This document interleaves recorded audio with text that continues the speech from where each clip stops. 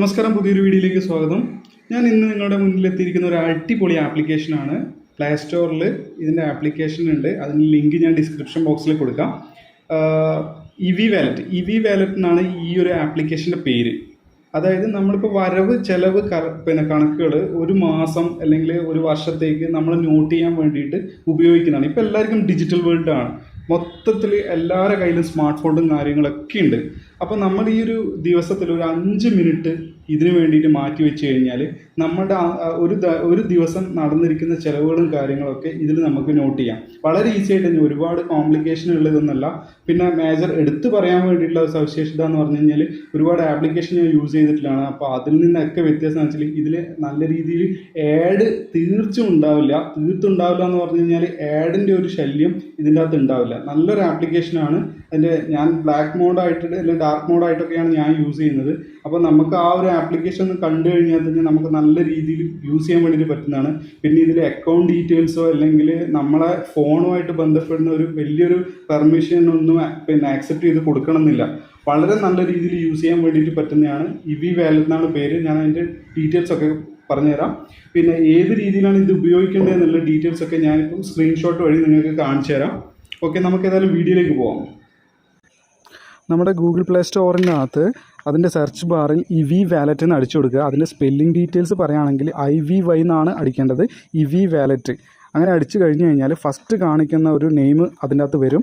ആ ഓപ്ഷൻ നമ്മൾ സെലക്ട് ചെയ്ത് കൊടുക്കുക. ആ സെലക്ട് ചെയ്ത് കൊടുക്കുമ്പോൾ തന്നെ ആ ഫസ്റ്റ് തന്നെ വരുന്നതാണ് ആപ്ലിക്കേഷൻ. ഇത് ഞാൻ ഓൾറെഡി ഇൻസ്റ്റാൾ ചെയ്തത് കൊണ്ടാണ് എനിക്കിവിടെ ഓപ്പൺ എന്ന് പറഞ്ഞിട്ട് എഴുതി കാണിക്കുന്നത്. അപ്പോൾ ഈ ഒരു ഓപ്ഷൻ നമ്മൾ സെലക്ട്, അതായത് ഓപ്പൺ നമ്മൾ ഇൻസ്റ്റാൾ ചെയ്തിട്ടില്ലെങ്കിൽ അത് ഇൻസ്റ്റാൾ എന്നാണ് കാണിക്കുക. ഇൻസ്റ്റാൾ ചെയ്യുക. പിന്നെ നിങ്ങൾക്ക് ഓൾറെഡി മുമ്പ് പ്ലേ സ്റ്റോറിലൊക്കെ ആപ്പ് ഇൻസ്റ്റാൾ ചെയ്തവർക്ക് ഇത് പറഞ്ഞു കൊടുക്കേണ്ട ആവശ്യമില്ല. അവർക്ക് അതിൽ നിന്ന് ഡയറക്റ്റ് തന്നെ കണ്ടാൽ മനസ്സിലാവും. ഈ ഒരു ഓപ്ഷനാണ്, ഈ ഒരു ആപ്ലിക്കേഷനാണ് നമ്മൾ യൂസ് ചെയ്യേണ്ടത്. അപ്പോൾ ഇത് നമ്മൾ ഏതായാലും ഇൻസ്റ്റാൾ ചെയ്യാത്തവരാണെങ്കിൽ ഇൻസ്റ്റാൾ ചെയ്യുക. അതിൻ്റെ ഓപ്പൺ ചെയ്തതിന് ശേഷം അതിൻ്റെ ഇൻ്റർഫേസ് ഇങ്ങനെയാണ് ഫസ്റ്റ് തന്നെ കാണിക്കുക. ഞാനിപ്പോൾ സൈൻ ഇൻ ചെയ്തത് കൊണ്ടാണ് എനിക്ക് ഈ രീതിയിലേക്ക് കാണിക്കുന്നത്. സൈൻ ഇൻ ചെയ്യാത്തവരാണെങ്കിൽ ഫസ്റ്റ് നമ്മളെ മൊബൈൽ നമ്പറും കാര്യങ്ങളൊക്കെ വെച്ചിട്ട് അടിച്ച് ലോഗിൻ ചെയ്യേണ്ടി വരും. നമ്മളെ പേരും ഡീറ്റെയിൽസൊക്കെ കൊടുത്തിട്ട് ഫസ്റ്റ് വരുന്ന ഒരു ഇൻ്റർഫേസ് ഇങ്ങനെയാണ്. അതായത് ലെഫ്റ്റ് സൈഡിൽ ഇൻകമും റൈറ്റ് സൈഡിൽ എക്സ്പെൻസും എന്നുള്ള രീതിയിലാണ് ഇത് കൊടുത്തിട്ടുണ്ടാവുക. അതായത് ഒറ്റ നോട്ടത്തിൽ തന്നെ നമുക്കിത് കണ്ട് മനസ്സിലാക്കാൻ വേണ്ടിയിട്ട് ഈ മാസം ഒരു 1 മന്താണ് അതിൻ്റെ ആ ഒരു പേയ്മെൻറ്റ് ഡീറ്റെയിൽസൊക്കെ കാണിക്കുന്നത്. ഒരു മാസം എത്ര ചിലവായി, ഒരു മാസം എത്ര വരവ് വന്നിട്ടുണ്ട്, ആ ടോട്ടൽ ഡീറ്റെയിൽസാണ് ആദ്യം കാണിക്കുന്നത്. ബാക്കി അതിൻ്റെ താഴേക്ക് കംപ്ലീറ്റ് ഇതിൻ്റെ സ്പ്ലിറ്റപ്പ് ആണ്. അതായത് നമ്മൾ ഓരോ ദിവസവും എൻട്രി ഇട്ട് കൊടുക്കുന്നതിൻ്റെ ഡീറ്റെയിൽസ് ആണ് ഇവിടെ കാണിക്കുന്നത്. നെക്സ്റ്റ് ഞാൻ കാണിക്കുന്നത് നിങ്ങൾക്ക് കാറ്റഗറി തിരിച്ചിട്ടുള്ള എമൗണ്ട് ഡിവൈഡേഷനാണ്. അതായത് നമ്മളെ കയ്യിൽ എത്ര ക്യാഷ് ആയിട്ട് നമ്മളെ കയ്യിൽ എത്ര എമൗണ്ട് ഉണ്ട്, ബാങ്കിൽ എത്ര എമൗണ്ട് ഉണ്ട്, അല്ലെങ്കിൽ ക്രെഡിറ്റ് കാർഡ് യൂസ് ചെയ്യുന്നവരാണെങ്കിൽ ക്രെഡിറ്റ് കാർഡിൽ എത്ര എമൗണ്ട് ഉണ്ട്, wallet, Paytm wallet, PhonePe അതേപോലെയുള്ള വാലറ്റിൽ നമ്മൾ റീചാർജ് ചെയ്ത് വെക്കുകയാണെങ്കിൽ അതിൽ നിന്ന് നമുക്ക് എക്സ്പെൻസും കാര്യങ്ങളൊക്കെ ഉണ്ട്, അത് നോട്ട് ചെയ്ത് വെക്കുന്നുണ്ടെങ്കിൽ ആ രീതിയിലുള്ള വാലറ്റുകൾ ഉണ്ടെങ്കിൽ അല്ലെങ്കിൽ ആ രീതിയിലെ കാറ്റഗറൈസേഷൻ ഉണ്ടെങ്കിൽ അതെങ്ങനെയാണ് നമ്മൾ സെപ്പറേറ്റ് ആയിട്ട് നോട്ട് ചെയ്യുക എന്നുള്ളതാണ് ഇപ്പം നിങ്ങൾക്ക് കാണാൻ പറ്റുന്നത്. അപ്പോൾ ഇത്രയും ഡിവൈഡേഷൻ വരുന്നതിന് ഞാൻ നിങ്ങൾക്ക് സെപ്പറേറ്റ് ആയിട്ട് തന്നെ കാണിച്ചു തരാം. ഇതിപ്പം ജസ്റ്റ് ഒന്ന് പറഞ്ഞു പോകുന്നതേ ഉള്ളൂ. ഇനി ഇതിൽ നമ്മൾ ഫസ്റ്റ് നമ്മൾ നോക്കിക്കഴിഞ്ഞ് കഴിഞ്ഞാൽ നമുക്ക് പ്ലാൻഡ് പേയ്മെൻ്റ് ആണ് നമുക്ക് ചെയ്യേണ്ടത്. ഈ പ്ലാൻഡ് പേയ്മെൻറ്റ് എന്താണെന്ന് ഉദ്ദേശിച്ച് കഴിഞ്ഞാൽ നമ്മൾ ഈ എല്ലാ മാസവും ക്രെഡിറ്റ് കാർഡൊക്കെ നമ്മൾ യൂസ് ചെയ്യുന്നവരാണെങ്കിൽ ക്രെഡിറ്റ് കാർഡിൻ്റെ പേയ്മെൻറ്റൊക്കെ എല്ലാ മാസവും കൊടുക്കേണ്ടി വരും. പിന്നെ ബാങ്ക് EMI ലോണ് അങ്ങനെയൊക്കെ വരുന്നതിൽ നമുക്ക് എന്ത് ചെയ്യേണ്ടി വരും, ഈ പ്ലാൻഡ് പേയ്മെൻറ്റ് ചെയ്ത് സെറ്റാക്കേണ്ടി വരും. അപ്പോൾ നമുക്കിത് ഓർമ്മ കിട്ടുന്ന സമയം നോട്ട് ചെയ്ത് വെക്കുക. അപ്പോൾ അതായത് നമുക്ക് എല്ലാ സമയത്ത് ഓർമ്മിച്ച് വെക്കാൻ വേണ്ടിയിട്ട് പറ്റില്ലല്ലോ. അപ്പോൾ ഓർമ്മയുള്ള സമയം നമ്മൾ നോട്ട് ചെയ്ത് വെക്കുക. അങ്ങനെ വരുന്ന സമയങ്ങളിൽ നമുക്ക് ഇന്നത്തെ ടൈം എത്ര പേയ്മെൻറ്റ് ഉണ്ട് എന്നുള്ളത് നമുക്ക് ഇതിൽ തന്നെ നോക്കിയാൽ മനസ്സിലാവും.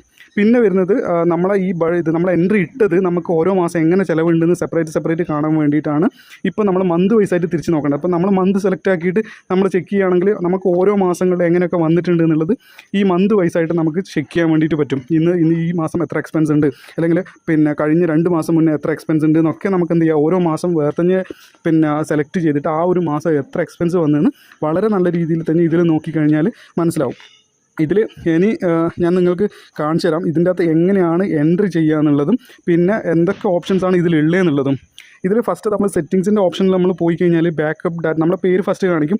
ഇത് CVV റിപ്പോർട്ടായിട്ട് നമുക്ക് എക്സ്പോർട്ട് ചെയ്യാം. ഇത് തന്നെ നമ്മൾ എൻട്രി ചെയ്ത് കൊടുത്തൊക്കെ ബാക്കപ്പ് ചെയ്യാം. കാരണം എന്തെങ്കിലും സോഫ്റ്റ്വെയർ എററോ കാര്യങ്ങളോ വന്നിട്ടുണ്ടെങ്കിൽ നമുക്കിത് അൺഇൻസ്റ്റാൾ ചെയ്യേണ്ടി വന്നിട്ടുണ്ടെങ്കിൽ വീണ്ടും നമുക്ക് ബാക്കപ്പ് റീസ്റ്റോർ ചെയ്തിട്ട് വീണ്ടും ഈ സോഫ്റ്റ്വെയർ പിന്നെ യൂസ് ചെയ്യാം. അങ്ങനെയുള്ള ഒരുപാട് ഡീറ്റെയിൽസും കാര്യങ്ങളൊക്കെ നമുക്ക് എന്തുണ്ട്, ഇതിന് ഈ ഒരു സോഫ്റ്റ്വെയർ നമുക്ക് ഒരു ഹെൽപ്പ് ചെയ്യുന്നുണ്ട്. നിങ്ങൾക്ക് ഇത്രയും സമയം നോക്കിയാൽ തന്നെ മനസ്സിലാവും ഇതിൽ ഒരു തരത്തിലുള്ള ആഡും ഇതിൽ വന്ന് കിടപ്പില്ല. അപ്പോൾ എന്താണ് നമുക്കിത് ആഡ് ഫ്രീ ആയിട്ട് ഉപയോഗിക്കാൻ പറ്റുന്ന സോഫ്റ്റ്വെയർ ആണ്.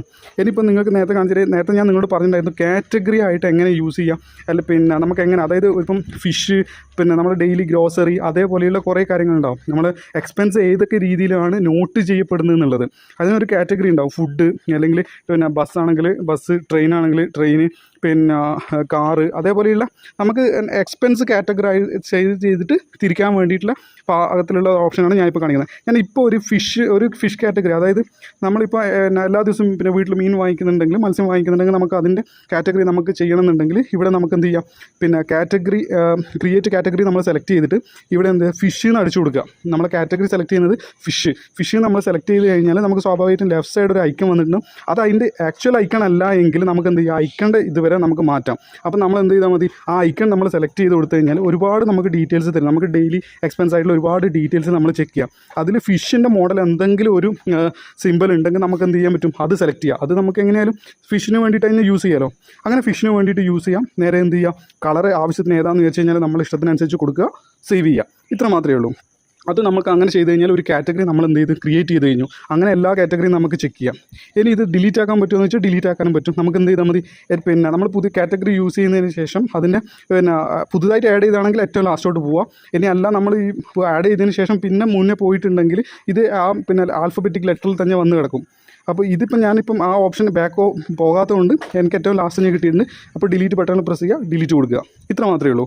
കാരണം കാറ്റഗറി ആഡ് ചെയ്യാനും ഡിലീറ്റ് ചെയ്യാനൊക്കെ വളരെ സുഖമായിട്ട് നമുക്ക് ഫാസ്റ്റായിട്ട് തന്നെ കൈകാര്യം ചെയ്യാനൊക്കെ പറ്റും. ഇനി അടുത്ത ഓപ്ഷൻ എന്ന് പറഞ്ഞത് കാറ്റഗറി കഴിഞ്ഞ് കഴിഞ്ഞാൽ നമുക്ക് പ്ലാൻഡ് പേയ്മെൻറ്റ്. ഈ പ്ലാൻഡ് പേയ്മെൻറ്റ് ഞാൻ നിങ്ങളോട് നേരത്തെ പറഞ്ഞിട്ടുണ്ടായിരുന്നു.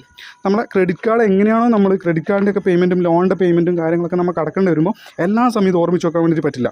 അങ്ങനെ വരുന്ന സമയത്തേക്ക് നമ്മൾ എന്ത് ചെയ്താൽ മതി, ഏത് ബാങ്ക് അക്കൗണ്ടിൽ നിന്നാണോ പോകേണ്ടത് ആ ബാങ്ക് അക്കൗണ്ടിൽ നിന്ന് ഏത് ക്രെഡിറ്റ് കാർഡിൻ്റെ പിന്നെ പേയ്മെൻ്റ് ആണോ അല്ലെങ്കിൽ ഏത് EMIൻ്റെ ബാങ്കിൻ്റെ പേയ്മെൻ്റ് ആണോ നമുക്ക് വേണ്ടതെന്നുള്ളത് നമ്മൾ ഓൾറെഡി കൊടുത്തു കഴിഞ്ഞാൽ ഇതിനകത്ത് സെലക്ട് ചെയ്യുക. ഇത്ര എമൗണ്ട് ആണ് നമുക്ക് പേയ്മെൻറ്റ് ചെയ്യാനുള്ളത്, ഇത്ര എമൗണ്ട് ഉണ്ട്, അത് എന്തിനാണുള്ള പേയ്മെൻറ്റ്, ഇപ്പം ലോൺ പേയ്മെൻ്റ് ആണോ അല്ലെങ്കിൽ ഗ്രോസറിയിലേക്കുള്ള പേയ്മെൻ്റ് ആണോ, അങ്ങനെയുള്ളത് സെലക്ട് ചെയ്ത് കൊടുക്കുക.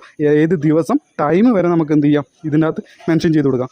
ദിവസം സെലക്ട് ചെയ്തിട്ട് സെറ്റ് കൊടുത്തു കഴിഞ്ഞാൽ അതിൻ്റെ എക്സ്പെൻസ് ടൈറ്റിൽ ചോദിക്കും. എക്സ്പെൻസ് ടൈറ്റിൽ എന്താ കൊടുക്കേണ്ടതെന്ന് പറഞ്ഞു കഴിഞ്ഞാൽ, ഇപ്പം നമ്മൾക്കിപ്പം എന്താ ഒരു എക്സ്പെൻസ് ആണ് അതിൻ്റെ അകത്ത് കൊടുക്കേണ്ടത്. ഈ എക്സ്പെൻസ് കൊടുക്കേണ്ടി വരുമ്പോൾ എന്ന് പറഞ്ഞു കഴിഞ്ഞാൽ നമുക്ക് ഈ 200 റുപ്പീസ് നമ്മൾ അടിക്കുന്നത് എന്തും ആവാം. അതിന് ഏറ്റവും നല്ല സ്യൂട്ടബിൾ ആയിട്ടുള്ള ഹെഡിങ് കൊടുക്കുക. ഓട്ടോ ചാർജസ്, പേയ്മെൻറ്റ് പെൻഡിങ് ഉണ്ടോ, അങ്ങനെയുണ്ടെങ്കിൽ ഓട്ടോ ചാർജസ് തന്നെ കൊടുക്കുക. അങ്ങനെ കൊടുത്തിട്ട് നമുക്ക് എന്ത് ചെയ്താൽ മതി, അതിൻ്റെ നറേഷനും കാര്യങ്ങളൊക്കെ, അതായത് അതിന് ഡിസ്ക്രിപ്ഷൻ അഡീഷണൽ കൊടുക്കാനുള്ള ഓപ്ഷൻസും ഉണ്ട്. അതിങ്ങനെ കൊടുക്കുക, സേവ് ചെയ്യാം. ഇത്ര മാത്രമേ ഉള്ളൂ. അപ്പോൾ ഞാനിത് മുന്നേ കൊടുത്തു വെച്ചിരിക്കുന്ന കുറേ ആഡ് പേയ്മെൻ്റ് ആണ്. അത് നമുക്കൊരു പ്ലാൻഡ് പേയ്മെൻറ്റ് ഡീറ്റെയിൽസ്, ഞാൻ ഏറ്റവും കൂടുതൽ എനിക്ക് ഉപകാരപ്പെടുന്നത് ക്രെഡിറ്റ് കാർഡ് പേയ്മെൻറ്റിൻ്റെ ഡീറ്റെയിൽസിനാണ്. അതായത് പിന്നെ എല്ലാ മാസം 3-ാം തീയതി ഒക്കെ പേയ്മെൻറ്റ് ആയിരിക്കും, പെട്ടെന്ന് ഓർമ്മയുണ്ടാവില്ല. പക്ഷേ ഇതിൽ നോക്കിക്കഴിഞ്ഞാൽ വളരെ വ്യക്തമായിട്ട് ഞാൻ കാണിച്ചു തരും. അതുകൊണ്ട് തന്നെ എനിക്ക് എന്ത് ചെയ്താൽ വേണ്ടി പെട്ടെന്ന് ഓർമ്മ വരുന്നുണ്ട്. ഈ ഓർമ്മ വരുമ്പോൾ ഇതിൽ ഡെയിലി നമ്മൾ അത്യാവശ്യം ഡെയിലി എല്ലാ ദിവസവും ഇതിൽ തന്നെ നമ്മൾ നോക്കും. കാരണം അങ്ങനെ നോക്കിക്കഴിഞ്ഞാൽ നമുക്ക് എന്തെങ്കിലും പെൻഡിങ് ഉണ്ട് അല്ലെങ്കിൽ പേയ്മെൻറ്റ് എന്തെങ്കിലും അഡീഷണൽ ചേർക്കാനുള്ള സമയത്തേക്ക് നമുക്ക് എങ്ങനെയാലും ഓർമ്മ വരും. ഈ ക്രെഡിറ്റ് കാർഡിൻ്റെ ഈ ഡിലേ ആയിട്ട് ലേറ്റ് പേയ്മെൻറ്റ് വരുന്നതൊക്കെ ഈ ഒരു പരിധി വരെ ഇത് കാരണം റെഡിയാക്കാൻ വേണ്ടിയിട്ട് പറ്റും. ഇനി ഇതിൽ നിങ്ങൾക്ക് എന്തെങ്കിലും മനസ്സിലാവാത്ത കാര്യങ്ങളുണ്ടെങ്കിൽ നിങ്ങൾ കമൻറ്റ് ബോക്സിൽ ചോദിച്ചാൽ മതി.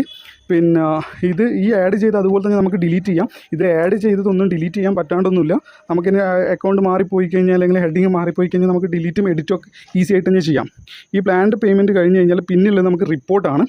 ഈ റിപ്പോർട്ടിൽ എന്താണെന്ന് പറഞ്ഞു കഴിഞ്ഞാൽ നമ്മൾ സോർട്ട് ചെയ്യുന്നത്, അതായത് ഒരു തരത്തിലുള്ള ഒരു എക്സ്പെൻസ്, അത് ചിലപ്പോൾ ഗ്രോസറി ആവാം, അല്ലെങ്കിൽ ഫിഷ് ആവാം, അല്ലെങ്കിൽ വെഹിക്കിൾ എക്സ്പെൻസ് ആവാം. അങ്ങനെയുള്ള ഓരോ ഐറ്റംസും നമുക്ക് എന്ത് ചെയ്ത് സെപ്പറേറ്റ് സോർട്ട് ചെയ്തെടുക്കാം. പിന്നെ ഇന്ന ബാങ്കിൽ നിന്ന് മാത്രം എക്സ്പെൻസ് എത്ര വന്നിട്ടുണ്ട്, പിന്നെ അല്ലെങ്കിൽ ഇന്ന സൈഡിലേക്ക് എത്ര എക്സ്പെൻസ് പോയിട്ടുണ്ട് എന്നുള്ളത് സെപ്പറേറ്റ് ആയിട്ട് തന്നെ ഇതിൽ നമുക്ക് സോർട്ട് ചെയ്തെടുക്കാൻ വേണ്ടിയിട്ട് പറ്റും. അതൊരു റിപ്പോർട്ടായിട്ട് നമുക്ക് കിട്ടും. അതിനാണ് ഈ റിപ്പോർട്ട് ഓപ്ഷൻ.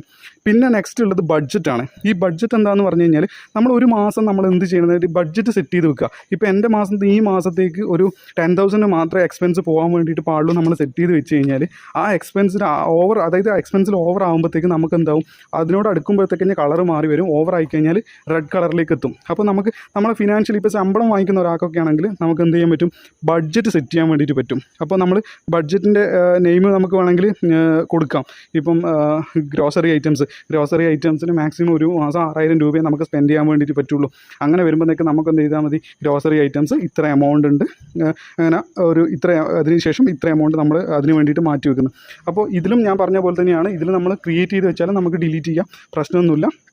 പിന്നെ ഇപ്പം നമ്മളിപ്പം ഗ്രോസറി എന്ന് മാത്രം പറയുന്നതിൽ ഗ്രോസറിയിൽ ചിലപ്പോൾ പച്ചക്കറി മാത്രമായിരിക്കില്ല നമ്മൾ എടുക്കുക. നമുക്ക് ചിലപ്പോൾ പലവ്യഞ്ജനങ്ങളും അല്ലെങ്കിൽ മത്സ്യങ്ങളും മാംസങ്ങളും ഒക്കെ വാങ്ങിക്കുന്നതൊക്കെ നമുക്ക് അതിൻ്റെ അകത്ത് നോട്ട് ചെയ്യേണ്ടി വരും. അപ്പോൾ നമുക്കിത് ഓൾറെഡി കാറ്റഗറി തിരിച്ചത് താഴെ വന്ന് കിടന്നിട്ടുണ്ട്. നിങ്ങൾക്ക് നോക്കിയാൽ മനസ്സിലാവും.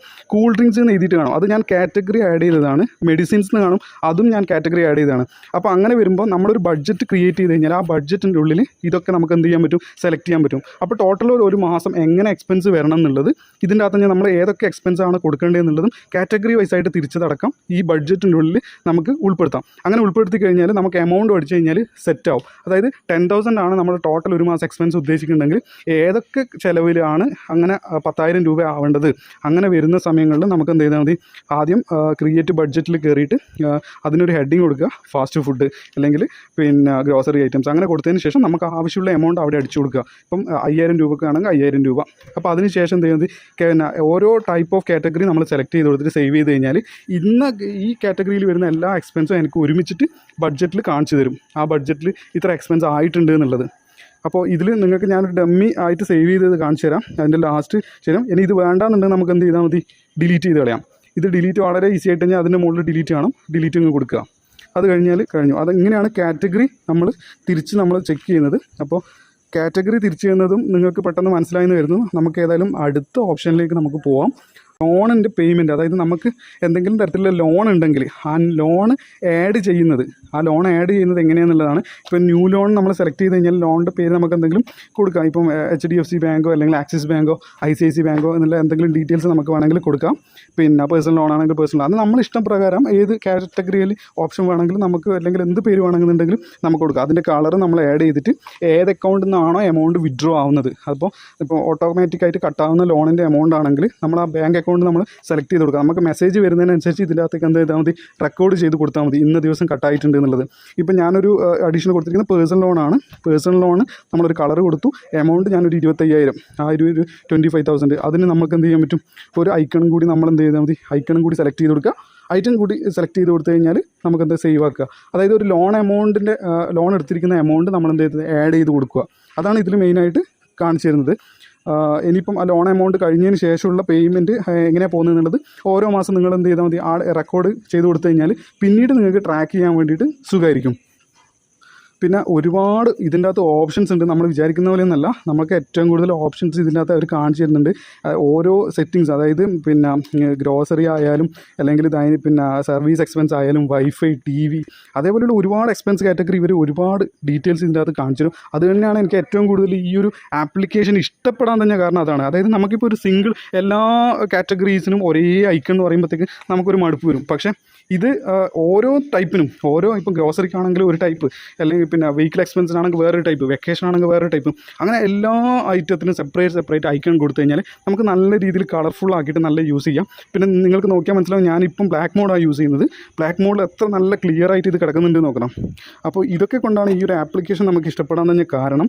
പിന്നെ ആഡിൻ്റെ ഒരു ഡിസ്റ്റർബൻസും ഇതിൻ്റെ അകത്തില്ല, അതാണ് മെയിൻ ഇമ്പോർട്ടൻറ്റ്. പിന്നെ അടുത്ത ഓപ്ഷൻ എന്താണെന്ന് പറഞ്ഞു കഴിഞ്ഞാൽ നമുക്ക് എങ്ങനെയാണ് സെർച്ച് ചെയ്ത് കണ്ടുപിടിക്കുന്നത് എന്നുള്ളതാണ്.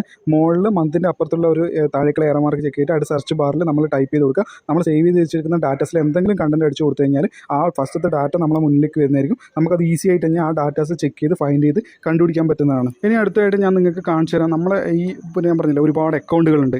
പിന്നെ അക്കൗണ്ടുകളുണ്ടെങ്കിൽ ഒന്നിൽ കൂടുതൽ അക്കൗണ്ട് ഉള്ളവർക്ക് ചിലപ്പോൾ ഒരു ബാങ്കിൽ നിന്ന് മറ്റൊരു ബാങ്കിലേക്ക് നമുക്ക് എന്ത് ചെയ്യേണ്ടി വരും, എമൗണ്ട് ട്രാൻസ്ഫർ ചെയ്യേണ്ടി വരും. എമൗണ്ട് ട്രാൻസ്ഫർ ചെയ്യേണ്ടത് എങ്ങനെയാണെന്നുള്ളതാണ് ഞാനിപ്പോൾ കാണിച്ചു തരുന്നത്.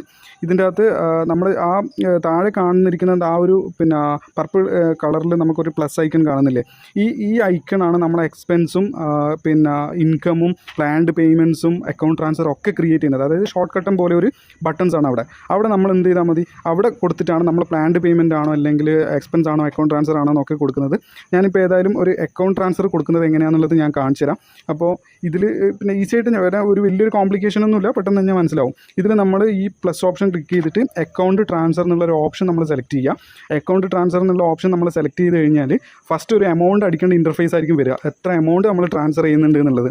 അപ്പോൾ ആ ഒരു എമൗണ്ട് എടുത്താൽ ഏത് കാറ്റഗറി, ഏത് ബാങ്കിൽ നിന്നാണ് പിന്നെ ഇന്ന ബാങ്കിൽ നിന്ന് എത്ര എമൗണ്ട് അടിക്കുന്നില്ല. അപ്പോൾ എമൗണ്ട് കൂടി അടിച്ചു കൊടുക്കുക, ബാങ്ക് കൂടി സെലക്ട് ചെയ്യുക. അതിൻ്റെ താഴെ ഇപ്പം വന്ന് എടുക്കേണ്ട ഏത് അക്കൗണ്ടിലേക്കാണെന്നുള്ളതും കാണിക്കും. അപ്പോൾ നമ്മൾ ആ അക്കൗണ്ട് നമ്മൾ സെലക്ട് ചെയ്യുക. പിന്നെ ട്രാൻസ്ഫർ ടൈറ്റിൽ കൊടുക്കുക. ട്രാൻസ്ഫർ ടൈറ്റിൽ കൊടുക്കുന്നത് ഞാൻ സ്വാഭാവികമായിട്ട് അക്കൗണ്ട് ട്രാൻസ്ഫർ എന്നാണ് കൊടുക്കുന്നത്.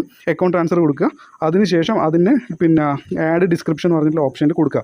HDFC ബാങ്കിൽ നിന്ന് SBI ബാങ്കിലേക്ക് ഞാൻ ഇത്ര എമൗണ്ട് മാറ്റുന്നുണ്ട്, അങ്ങനെയുള്ള ഡീറ്റെയിൽസ് കൊടുക്കുക, സമയം കൊടുക്കുക, സേവ് ചെയ്യുക. ഇത്രയേ ഉള്ളൂ അക്കൗണ്ട് ട്രാൻസ്ഫർ. അതായത് നമ്മളെ ഒരു ബാങ്ക് അക്കൗണ്ടിലെ എമൗണ്ട് മറ്റേ ബാങ്ക് അക്കൗണ്ടിലേക്ക് മാറിക്കഴിഞ്ഞാൽ ഇതുപോലെ തന്നെ നമ്മൾ എന്ത് ചെയ്ത് കൊടുത്താൽ വേണ്ടിയിട്ട് മതി. ഓക്കെ ഫ്രണ്ട്സ്, ഈ കാണിച്ചിരിക്കുന്ന വീഡിയോ എല്ലാവർക്കും ഇഷ്ടമായെന്ന് കരുതുന്നു. ഇതിലെന്തെങ്കിലും ഡൗട്ട് നിങ്ങൾക്ക് അനുഭവപ്പെടുകയാണെങ്കിൽ നിങ്ങൾ കമൻറ്റ് ബോക്സിൽ ചോദിച്ചാൽ മതി. ഞാൻ പൂർണ്ണമായിട്ട് അതിന് റിപ്ലൈ ചെയ്യുന്നതായിരിക്കും. അപ്പോൾ പുതിയൊരു വീഡിയോയുമായി വീണ്ടും കാണാം.